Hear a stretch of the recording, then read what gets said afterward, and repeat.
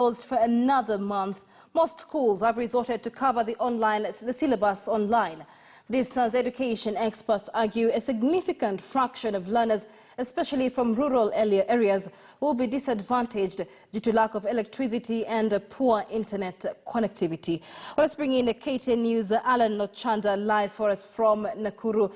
Alan, since the onset of the COVID-19 pandemic and when schools were closed, the education CS maintained education and learning was still going on online portals. But many parents in rural Kenya complained that this really was not the case on the ground. What's the situation in Nakuru?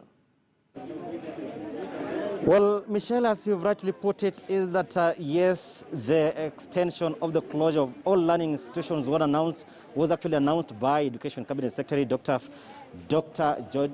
George Magoha, who was actually just announced it yesterday that no learning institution will actually be resuming for second term, also the tertiary institutions. And so remember that yes, we've had some learning institutions that have actually embraced the online learning platform, but remember that some areas are significant of the larger population of pupils, students, and students of higher learning institutions cannot really appreciate or rather embrace these online learning platform. And so we are here in Kaptembo slums in Nakuru, where some families, of course, majority of the families here cannot access laptops, television sets, radios, or even these online learning like the other people from actually the urban areas. No. I'm a teacher in Kaptembo slums in Nakuru County. I'm one of the teachers in these slums, and our pupils, so many families are facing so many challenges. They can't access the e-learning that the professors told the children to keep on using. For example, we have so many parents who are missing the smartphones, they don't have the TVs, they even don't have the radios, which can enable the pupils to learn using the media, the social media. So we have so many challenges that I don't know when the schools will open. How will our children, or how will the children from these slums continue with the learning? Because they are really far much behind with the syllabus.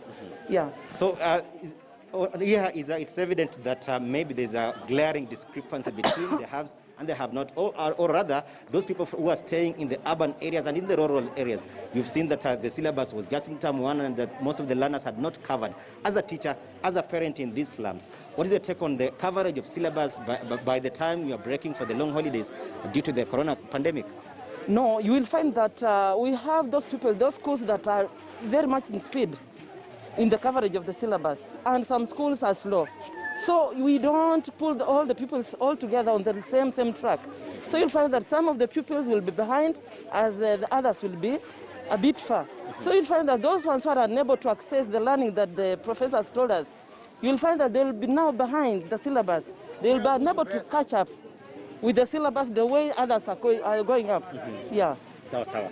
Thanks so much. Well, Michelle, those are the sentiments here, because remember that we've been to several houses here, and you could see that there is completely no connection to electricity. They've been there. They are saying that they cannot grapple with food, with ensuring that they put food on the table, and also just ensure that there is electricity, also purchasing smartphones for their children, and also television sets or other radios, so that they could just follow the teachings online. But remember that it is a discrepancy, quite glaring discrepancy between those who are actually just well endowed, of course, who can now follow the teachings online, and those who cannot. But Michelle, we've also been to Egerton University, where we've seen some of the professors. Of course, we were talking to some of the professors, and they were saying that yes, they are doing it, and some of the units they are actually proceeding very well with coverage of the syllabus. And so when they are resuming after the corona pandemic, they will be at par, and they will have covered substantively covered the syllabus in the various units. But Michelle, it's a story that is keeping an eye to just ensure that we bring our viewers to speed